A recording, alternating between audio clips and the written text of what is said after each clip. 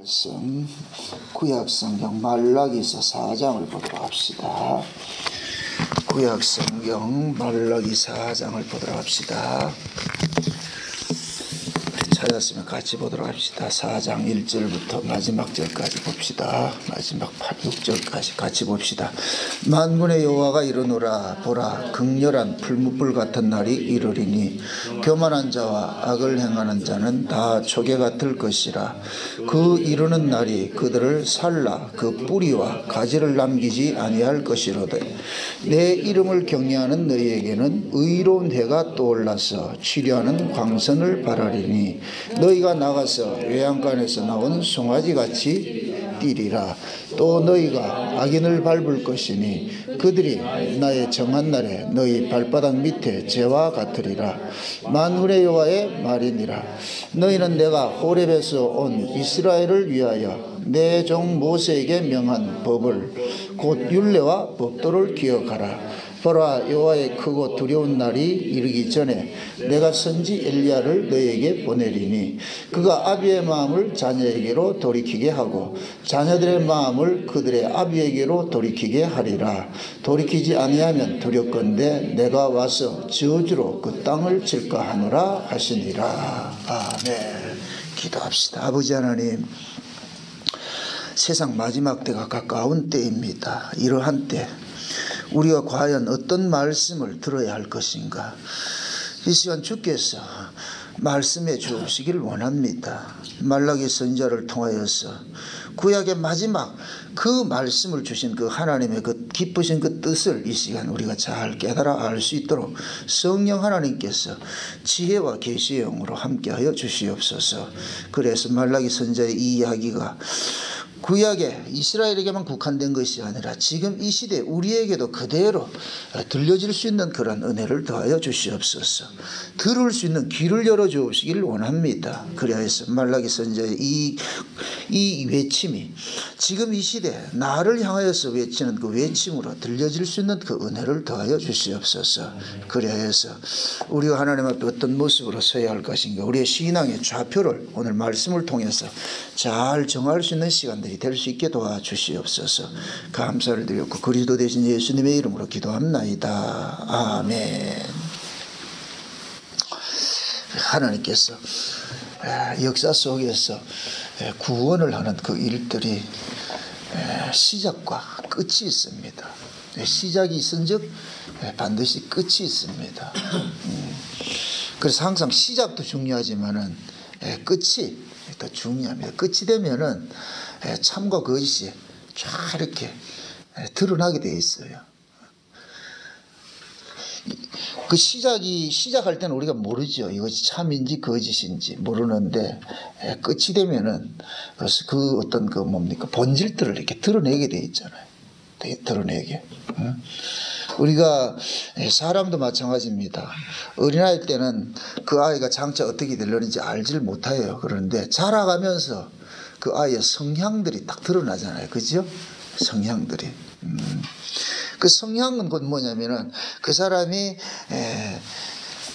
어떤 행동으로 이렇게 나타난단 말이죠. 그 사람이 안에 있는 그 사람의 행동이라는 그 사람 속에 있는 그 내면에서 발생되는 것들이니까. 그건 이제 쉬운 얘기로 영화를 봐도 어떤 사람은 멜로 영화를 좋아하는 사람이 있고 어떤 사람은 괴기 영화를 좋아하는 사람이 있고 어떤 사람은 막 이렇게 폭력하는 그런 거 있잖아요. 범죄 영화 이런 걸 좋아하는 사람이 있고 각각 다르잖아요. 그죠? 그것은 뭐냐면은 그 사람의 어떤 그 뭡니까 심리 상태를 그대로 이렇게 투영을 하고 있단 말이죠. 싸움 좋아하는 사람은 어떤 영화 보겠어요? 액션 영화 보겠지. 그죠? 싸움하는 사람. 그 액션 영화를 보든지 막 전쟁하는 영화를 보든지 막 그러잖아요. 그 싸움을 싫어하는 사람은 어떤 영화 보겠어요? 뭐 로맨스 영화를 보든지 아니면은 말이죠. 일반 뭐 그런 영화를 보든지. 그죠? 예. 그 어떤 사람들 또 괴기 영화를 좋아하는 사람이 있어요. 괴기 영화를. 우리는 그거 보라 해도 못 보겠던데 괴기 영화를 좋아하고 막 이런 사람도. 그게 뭐냐면은 그 사람이 그게 본인이 이제 취향이라 하지만은 그 취향이 결국은 좀 내재적으로 접근을 할 것 같으면은 그 사람의 성향이란 말이에요. 성향. 예수님께서 오셔가지고 예수님만 영화 봤으면 어떤 영화 봤을 것 같아요? 생각 안 해봤는가요? 아마 예수님이 보신 영화는 좀 사랑에 관한 영화 이런 걸 봤을 거예요. 그죠? 휴머니즘 같은 어떤 그런 영화를 봤을 것 같아요. 예수님은 싸움을 싫어해요. 예수님이 왜 싸움을 싫어하느냐면은 싸울 대상이 없잖아. 우리가 흔히 이제 성경에서는 예수님께서 사단과 이렇게 전쟁을 한다 그러는데 말이 전쟁이지 창조주하고 피조물이 전쟁이 돼요. 그건 전쟁이 안 되잖아요. 그죠? 사람하고 강아지하고 둘이 싸움한다. 그 만약에 그걸 보면서 누구 나무래겠어요? 강아지를 나무래겠어요? 사람 나무래겠어요? 강아지하고 사람하고 싸우려면 사람이 누구대로 내려가야 되나? 강아지로 내려가야 된다니까. 그 싸울 대상이 아니잖아요. 근데 우리 자꾸만 이제 오해를 하기를 예수님께서 오셔가지고 마귀하고 싸웠다 그러니까 진짜 막 싸우고 그렇게. 만약에 예수님께서 마귀하고 싸우는 것이 그걸 진짜 우리 세상적인 언어로서 전쟁이라 할 것 같으면은 예수님께서 무기를 동원해가 사람을 동원해서 그렇게 해서 이겨야 되겠죠. 근데 예수님 이겼어요, 졌어요? 졌잖아요. 때리면 맞고 욕하면 욕 먹고 한 번도 예수님께서는 맞받아서 이렇게 싸운 적이 없다니까. 그것이 곧 뭐냐? 예수님께서 사단을 이기는 방법이에요. 그래서 성경에서는 악을 선으로 이기라 그러죠. 그죠? 악을 악으로는 절대 못 이겨요. 악으로 제압하면 이건 반드시 나중에 뭐가 있냐? 복수열전이 일어난다니까. 재방송이 반드시 일어나게 돼 있다니까. 왜 그러냐면 악은 지고는 못 견딘다니까.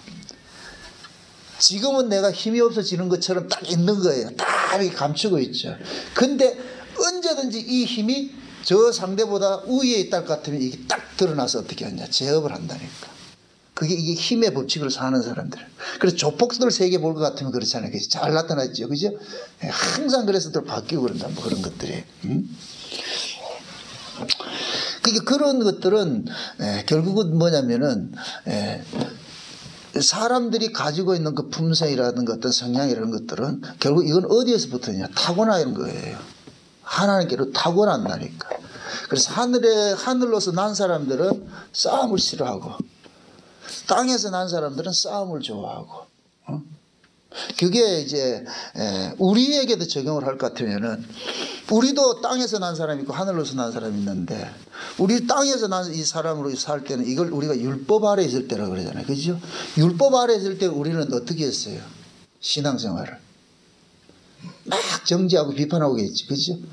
지난 시간에 우리 수요일을 가는 음욕과 가는 그리고 이혼에 대해서 이렇게 설교를 했더니까 대전에 있는 우리 김영기 집사님이 그렇게 댓글 하나 달아놓은 게 그렇잖아요.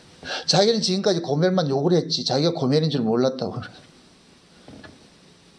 그 말이 말씀 앞에 서고 보니까 내가 누구를 이렇게 지적질을 할 게 아니고 내가 지적을 받아야 될 거라는 게 보여지잖아요. 그래서 그죠? 이건 엄청난 복이에요. 사람이 가장 큰 복이 뭐냐? 하나님의 말씀 앞에서 내가 보여지는 거예요. 말씀 앞에서 내가 보여진다는 것 같이 좋은 복이 없어요. 사람은 내가 하나님 앞에 순종한다, 하나님 말씀에 하나님을 내가 섬긴다는 것은 내가 어떤 존재인지를 알 때 나타나는 거예요.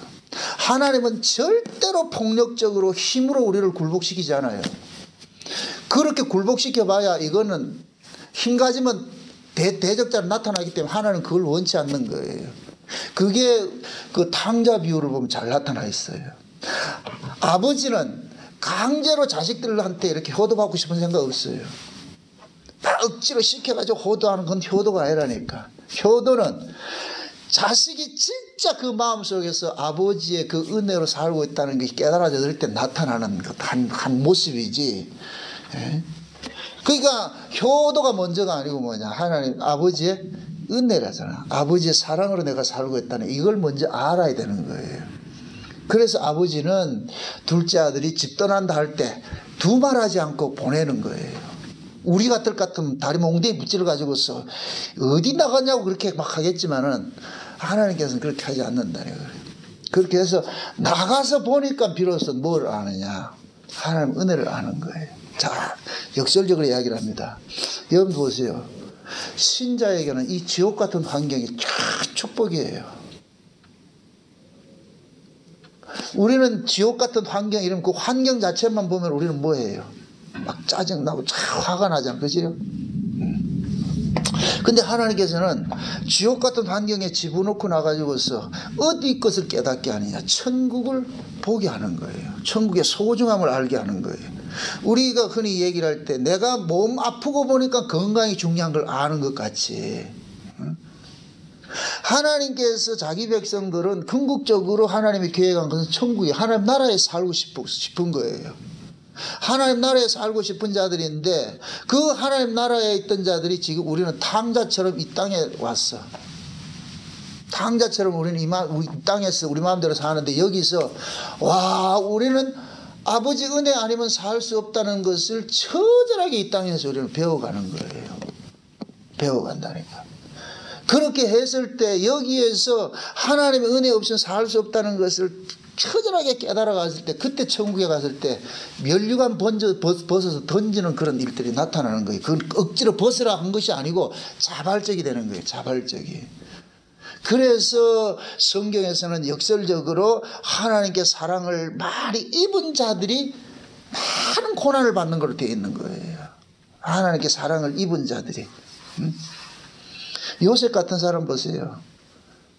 얼마나 아버지 앞에 편애를 받았어요. 그런데 그 편애 받은 것이 무엇으로 나타나느냐? 버려짐으로 나타나잖아요.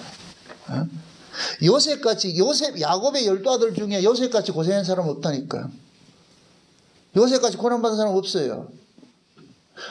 근데 그 요셉은 뭐냐? 아버지의 사랑을 입었기 때문에 고난에 집어넣어 버렸단 말이죠. 그래서 시편에서는 그 요셉이 애굽에 팔려간 것을 하나님께서 그렇게 하셨다고 그러잖아요. 하나님께서. 그 요셉은 자기 형제들에게 원수를 갚아요? 아니잖아요. 자기가 버려지고 옥살이 하면서 거기에서 하나님 은혜를 깨닫고 보니까 나중에 자기가 총리가 된 것도, 이렇게 역설적으로 얘기를 합시다. 형제들이 요셉을 안 버렸으면은 요셉이 애굽의 총리가 된다 안 된다? 총리 안 되지. 이거를 요셉 이야기를 예수 이야기라고 봅시다. 하나님께서 예수 그리스도를, 그 아들을 이 땅에 보내지 않을 것 같으면 예수님이 마녀의 주가 된다 안 된다? 안 되지요. 그냥 하나님께서는 예수님 이 땅에 보낸 것은 마녀의 주가 되기 위해서 보내셨잖아요. 그죠? 그럼 그 예수님의 그 삶을 구약에서는 요셉이 살았잖아요. 그죠? 그 요셉도 마찬가지라니까. 마녀의 주가 되게 하기 위해서 뭐 하냐? 버려진 거예요. 버려도. 근데 그 버리는 것이, 자, 만약에 요셉의 형제가 아니고 다른 사람이 버렸을 것 같으면 요셉이 복수했을 거예요. 한번 두고 보자. 어? 그런데 형제들이 버리니까 복수를 못하는 거예요. 응? 형제이기 때문에 어떻게 하냐? 용서하고 보듬어하는 거예요. 요셉이 집에서 버림당하고 나가지고서 애굽에 내려가서 그 가정 고생을 하면서 그 뭡니까? 착고에 채워져 가지고 하나님의 말씀이 응하기까지 하나님의 말씀이 저를 단련시켰다 그런다니까. 하나님의 말씀이 저를 단련을 시켰다 그런다. 이걸 다른 말로 말할 것 같으면 하나님께서 요셉을 옥에다 딱 가둬놓고 도장 새기듯이, 도장, 그 착고라는 것이 도장을, 요즘 도장 그래 새기는 거, 옛날 도장 새길 때 어떻게 해요? 도장 딱 꼽아놔놓고 양쪽에 어떻게 해요? 꽉 움직이지 못하도록 꽉 하죠. 그죠? 거기 그 모습이라니까. 착고를 채워가지고서. 하나님께서 요셉을 착고에 딱 채워가지고서 뭐 하냐? 하나님께서 훈육하는 거예요. 너 왜 이렇게 버림당한 줄 아냐? 이 모든 것들이 누구 때문에 그러냐? 너 때문에 그랬어.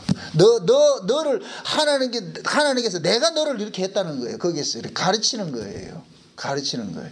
그래서 아마 요셉은 그 옥에 갇혀가지고 생활을 하면서 뭐 하냐? 형제들에 대한 용서를 다, 형제들에 대한 그런 아픔이라도 원한 이런 거 다 풀어버렸어. 하나님께서 그렇게 가르쳤다니까.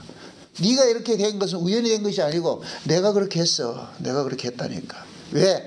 장차 네가 네 형제들 살려고 만왕의 주가 되기 위해서는 이 코스가 반드시 필요한 거니까. 그래서 요셉이 그 옥살이를 하면서 하나님의 그 뜻을 깨닫고 나가지고 나중에 형제들이 올 때 처음서부터 형제들을 환대하잖아요. 그래서 양식 사러 왔을 때 돈도 안 받고 그냥 보내잖아요. 그죠? 돈도 안 받고 보내고 말이죠. 그것은 곧 뭐냐? 요셉이 자기가 강자이기 때문에 할 수가 있는 거예요.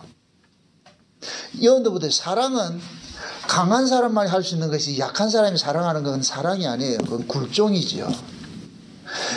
힘 있는 사람이 약한 사람에게 베푸는 걸 사랑이라 그런다니까. 힘 있는 사람이. 힘 없는 사람이 힘 있는 사람한테 사랑하는, 그냥 알랑방귀는 거지 그거는. 그냥 아양 떠는 것이지 그거는.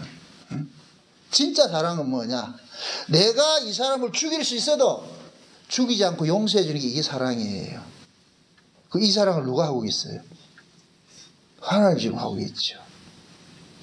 자, 오늘 우리가 이 말라기서를 읽었는데, 말라기는 구약의 끝이에요. 하나님께서 말라기 선지자를 끝으로 해가지고서 400년 동안 이스라엘과 상종 안 합니다. 관계 끊어버려요. 근데 말라기 선지자 마지막 이 4장 맨 마지막 말이잖아요. 그죠? 그러니까 이게 곧 뭐냐? 하나님께서 구약 이스라엘 백성들에게 마지막으로 던진 말씀이라 보면 돼요.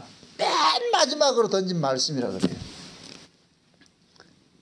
만약에 하나님께서 이스라엘한테 삐져가지고서 상대 안 한다 깔투면 어떻게 해야 되냐? 니들 죽인다 이렇게 해가지고 끝내야 되는데, 마지막에 뭐로 끝내요? 누구 보낸다 그래요? 엘리야 보낸다 그러잖아요. 엘리야를 보내는 목적이 뭐예요? 그가 오면 어떻게 한다 그래요? 자녀들의 마음을 아비에게 돌이키고 아비의 마음을 자녀에게 돌이키게 한다 그러잖아요. 그죠? 이 말이 곧 뭐예요? 하나님께서 이스라엘을 버렸다는 얘기예요? 다시 살리겠다는 얘기예요? 살리겠다는 얘기죠. 엘리야를 왜 보내겠어요? 그들을 다시 돌아오게 하기 위해서. 돌아오기 위해서. 이스라엘 입장에서는 하나님께서 이스라엘과 400년 동안 담사한 것은 버려진 같은 것으로 느꼈을 수 있을 거예요. 그런데 하나님은 그 버려짐이 이스라엘로 하여금 하나님을 찾을 수밖에 없는 그 구조 속으로 미루는 거예요. 그래서 예수님이 오실 때가, 그때 그 구조 모습이 곧 뭐냐? 이스라엘이 로마에게 식민 상태로 있는 모습으로 딱 드러나는 거예요. 한번 잘 생각해 보세요. 바벨론에서 포로가 되어가지고서 거기 포로로 됐다가 해방이 됐잖아요. 고레스를 통해서 해방됐잖아요. 그죠? 해방이 되어가지고 이스라엘 백성들이 다시 뭐 하냐? 성전을 짓고 이렇게 해가지고 또 다시 회복이 돼요. 회복이 됐는데 예수님 말라기 선지자를 끝으로 해가지고 어떻게 되냐? 또 다시 뭐가 되냐? 멸망받는 구조 속으로 지가 버렸다니까.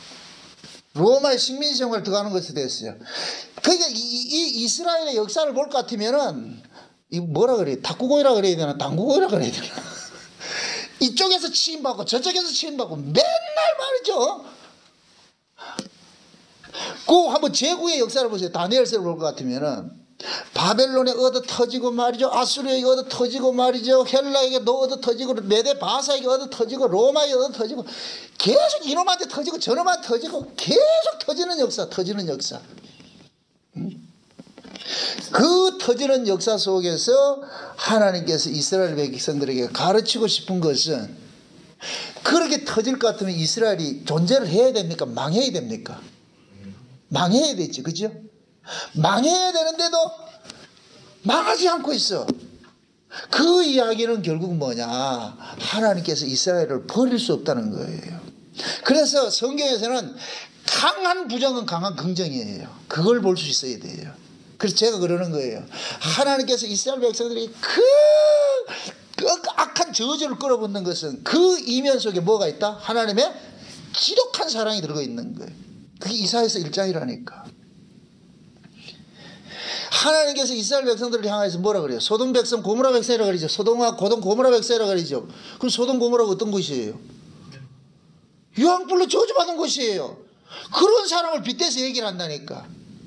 여러분들이 지금 그래 얘기를 하나 모르겠다. 우리 어렸을 때는 우리 부모님 세대들은 다 욕이 흠했다.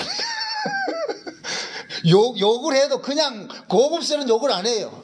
우라질 놈의 새끼, 연병들 놈의 새끼 말이야. 오, 그런 욕을 했다니까. 옛날에 우리는 다 그렇게 듣고 살았어요, 그게.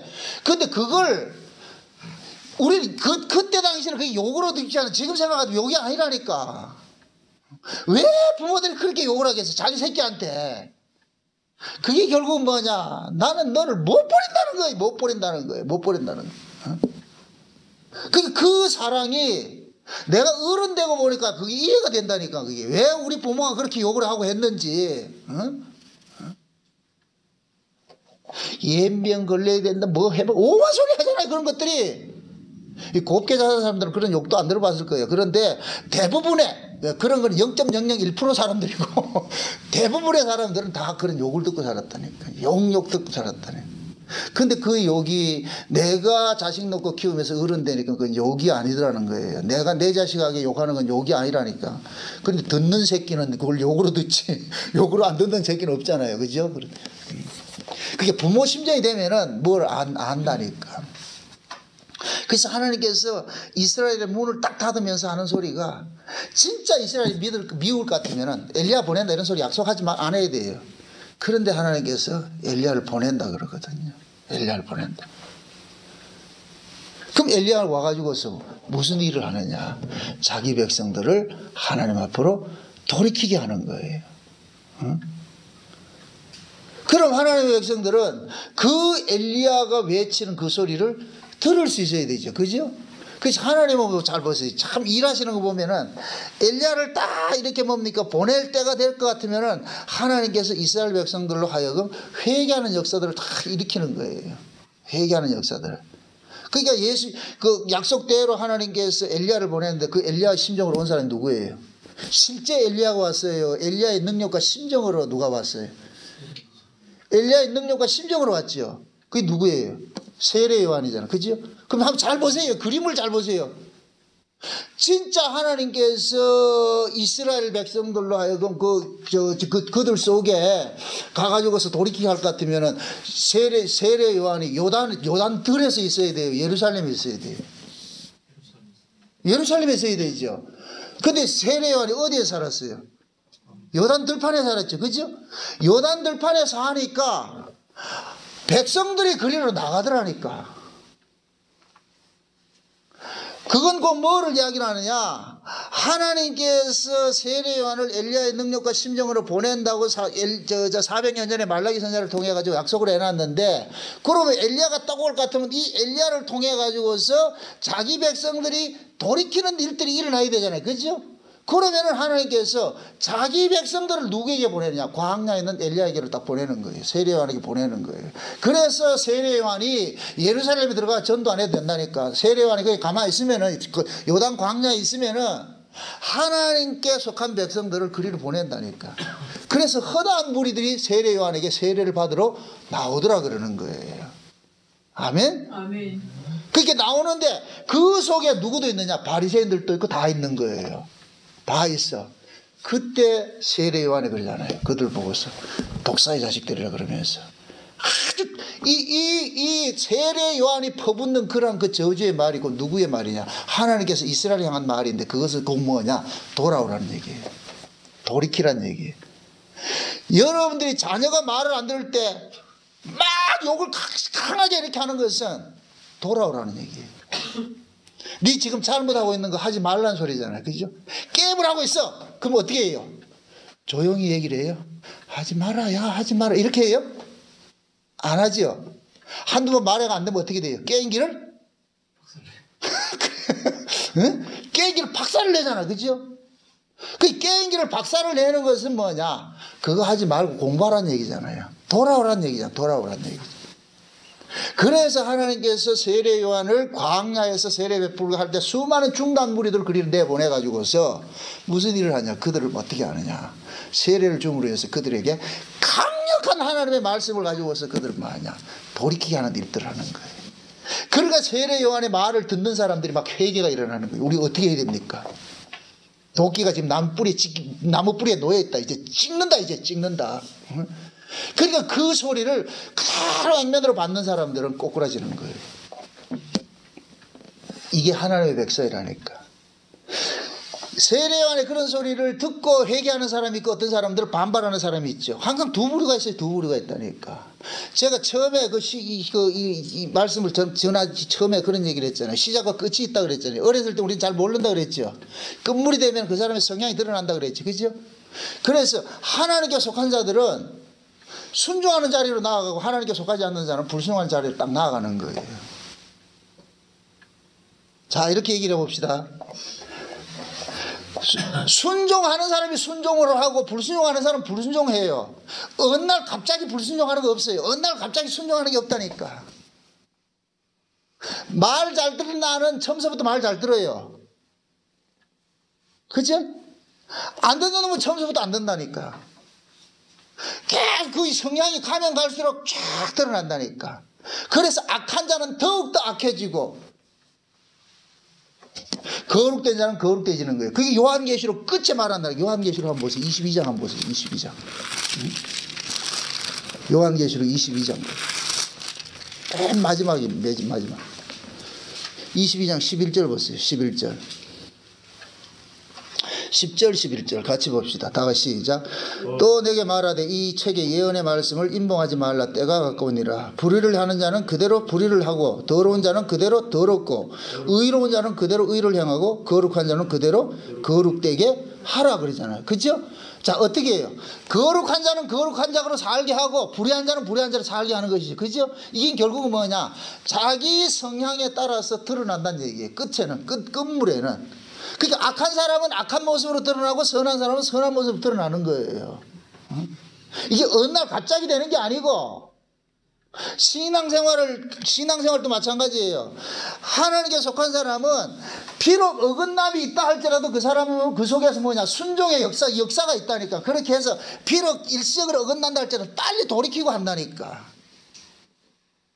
그런데 그 속에 불순종의 영이 역사하는 사람들은 하는 척하면서 말 들을 게 안 들어요.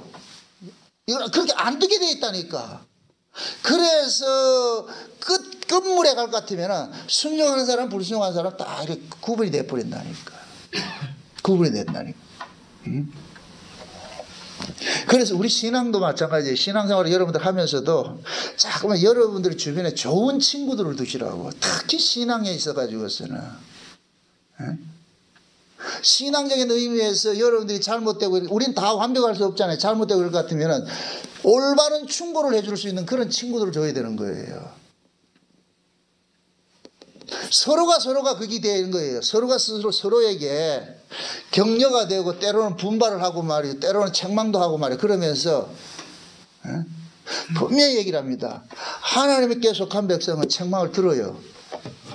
하나님께 속한 사람은 그 책망을 듣는다니까.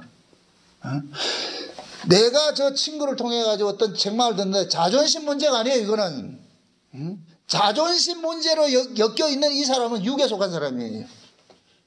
진짜 성도는 자존심을 넘어서 있어야 돼요. 영혼의 소리를 들을 수 있어야 된다니까.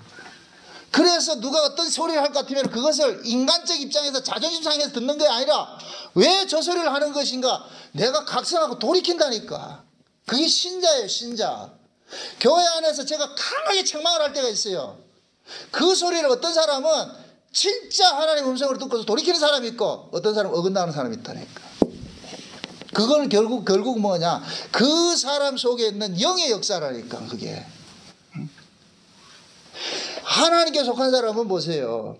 하나님의 말씀이 떨어졌을 때는 그 말씀을 중엄하게 받아들여요.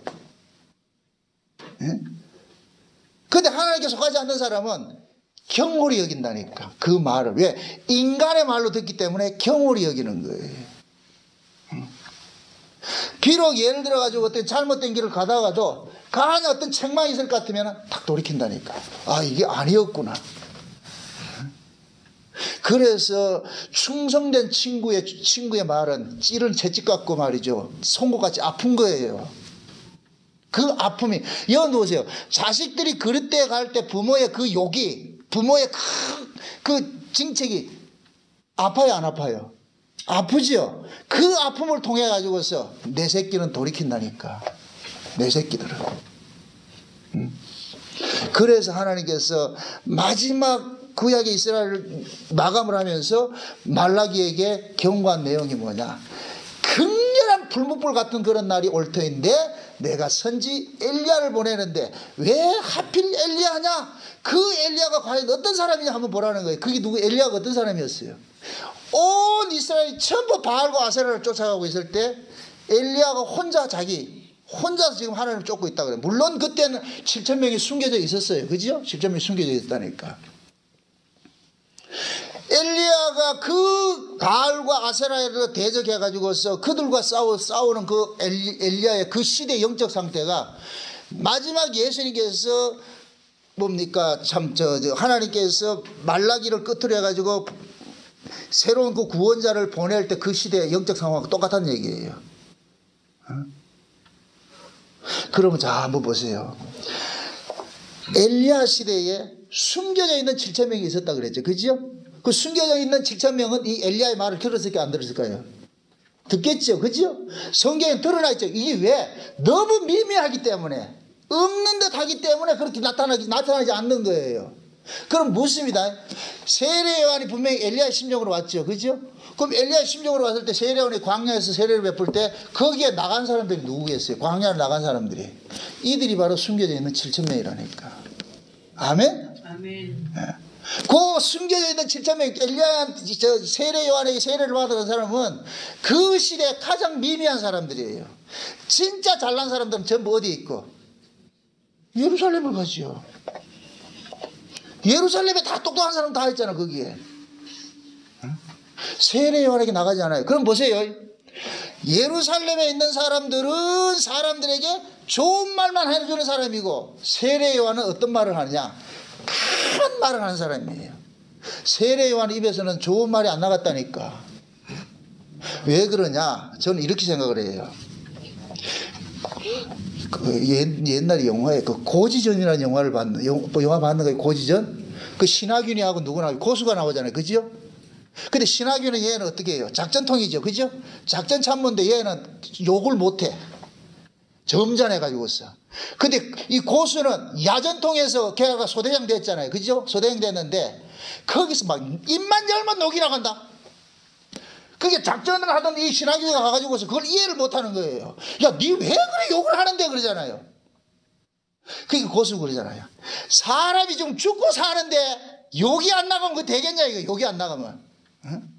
근데 나중에 신하균이도 거기에서 전쟁통에서 막 이렇게 고생을 하면서 나중에 어떻게 돼요?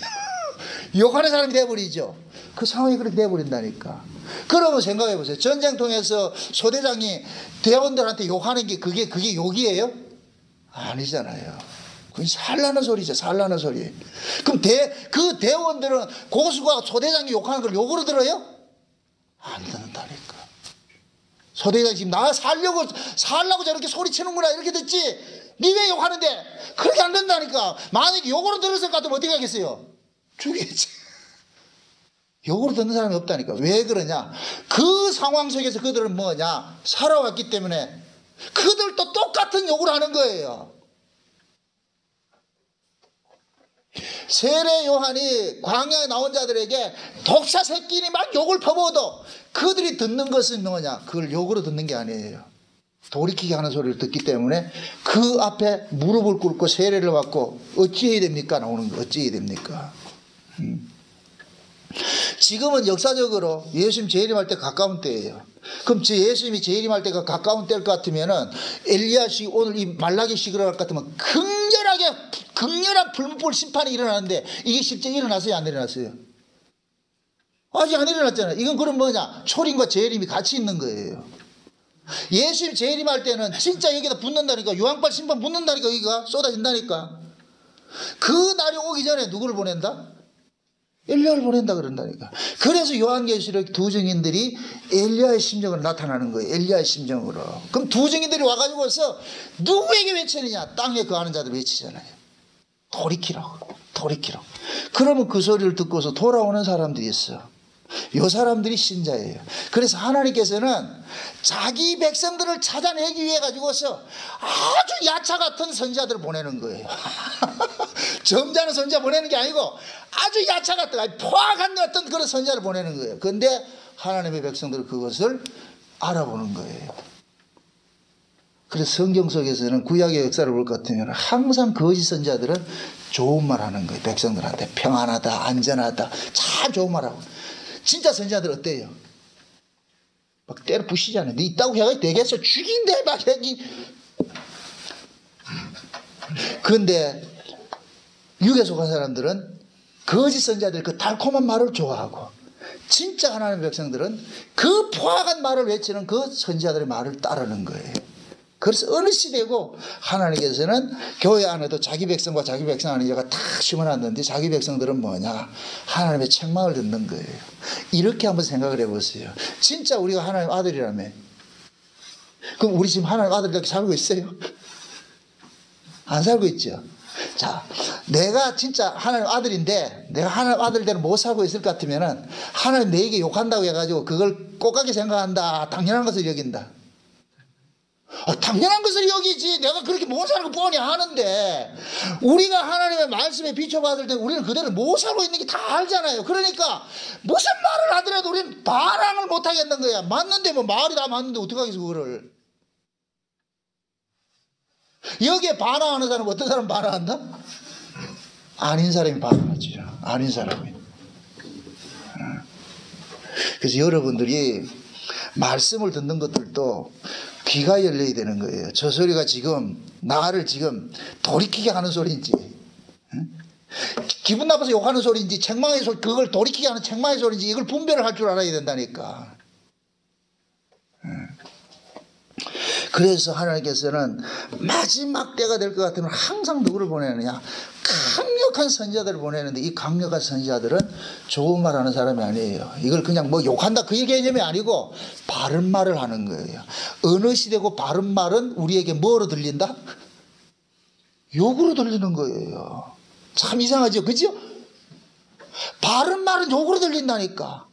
그 얘기는 결국 우리가 바르게 살고 싶다, 틀리게 살고 싶다. 그러면 우리는 틀리게 살고 싶은 것이 본성인데, 틀리게 산다는 얘기는 뭐예요? 하나님 뜻 버리고 내 뜻대로 살고 싶어 하잖아요. 그 본성을 가지고 있는데, 하나님께 세우신 체험을 입은 종들은 바른 소리를 해버린다. 하나님 뜻 입장에서 얘기를 하니까 자꾸만 나를 거북스럽게 만든단 말이죠. 기분 나쁘게 말이죠. 그런데 그것을 하나님의 백성들은 그 소리에 꼭같게 듣는 것이 아니라, 맞아, 내가 이런 자가 맞아, 내가 이런 자가 맞아. 응? 우리 김영기 집사님 같이 말이죠. 맨날 다른 사람 고멜이라고 욕을 했는데 내가 고멜인 줄 이제 알았다고 할 것 같으면 저쪽으로 손가락질 하던 것이 누구를 향한다? 그것이 스커트 미사일 내가 내 밑으로 돌아온다니. 결국 그 말씀이 나로 하여금 뭐 하느냐, 내 실존을 확 까발리를 떨게. 그게 복이라니까. 복. 그 사람은 진짜 거울을 바로 받은 거예요. 우리가 성경을 뭐라 그래요? 거울이라 그러죠, 그죠? 그럼 성경을 거울 볼 것 같으면 남의 허물을 봐야 돼, 내 허물을 봐야 돼요? 내 허물을 봐야 되죠. 그래서 우리는 항상 하나님의 말씀 앞에 서가지고서 내 꼬라지를 볼 수 있어야 돼요. 말씀을 들을 때도 마찬가지예요. 와, 목사님 기분 나쁘게 저런 소리하고, 그렇게 들으면 안 된다니까. 그게요. 내가 분명히 잘못하고 있는데 교회들은 말을 못하겠죠, 의상할까 봐. 그럼 누가 얘기를 해야 돼? 그거를 목사가 얘기를 해야지. 누가 얘기를 하겠어요? 여러분들 아들이 이렇게 친구들끼리 잡았으면 애가 잘못 가는 걸 친구들이 얘기를 해요? 이 친구들은 절대 얘기하잖아요. 누가 얘기하냐? 부모가 얘기를 하죠. 마찬가지예요. 그게 본인이 맞아, 내가 이래가지고는 안 되지, 내 신앙이 지금 이 모습으로 가서는 안 돼, 이걸 아는 사람은 욕하면 내가 그럴 줄 알았다, 욕들을 먹을 줄 알았다, 이렇게 하는 사람이 그걸 바로 듣는 사람이고, 잘못 듣는 사람은 지는 잘하는가 이러면은 대책이 없다. 그러면은 여러분들은 내가 욕을 해도 그것을 여러분들이 부모님이 말하는 것으로 듣고 이렇게 여러분들이 돌이키게 하자는 그런 말로 듣는다기 때문에 내가 금요일에 이렇게 말할 수 있는 거예요. 그렇게 들으셔야 돼요. 제가 참 가슴이 아픈 게 그런 거예요. 잘못된 길을 가는데 분명하게 보이는데 그것을 내가 책망을 하는 이것이 솔직한 심정으로 여러분들 말 잘 이해를 하고 들으세요.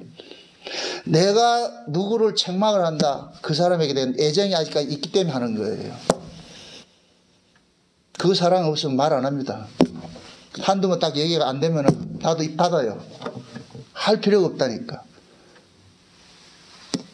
그 이야기 하는 것들을 저는 앞으로 여러분들한테 자꾸만 욕을 하는 걸 되기를 원합니다. 그 관계 안에 있기를 원합니다. 그 삐지기 없이. 아멘? 대답을 안 하는 거 보니까 나라도 여러분들한테 잘못돼 가는 것 같으면 책망을 해야지.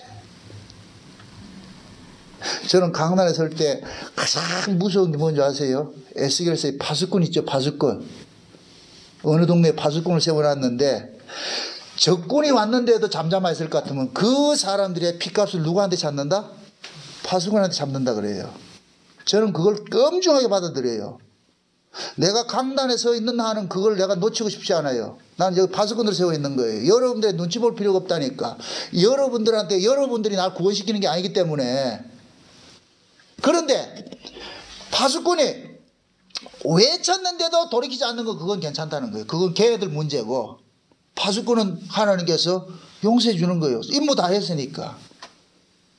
그럼 저는 외쳐야 되는 거예요. 그럼 말 듣고 안 듣고는 그건 자유지만은. 그 사람이 날 욕하고 기분 나쁜 데에서 말 안 하고 이러면 안 되잖아, 그게. 그럼 파수꾼 삼해야죠. 파수꾼은 결국 뭐냐? 살릴 사람은 살리려고 그러는 거예요. 살릴 사람은 살아나야 되는 거예요. 그래 외쳐주는 거예요. 외쳐주는 거예요. 뭐 파수꾼이 소리 지르다고 다 일어날 것 같아요? 아니라니까. 일어나는 사람만 일어나는 거예요. 깨어날 사람만 깨어나는 거예요.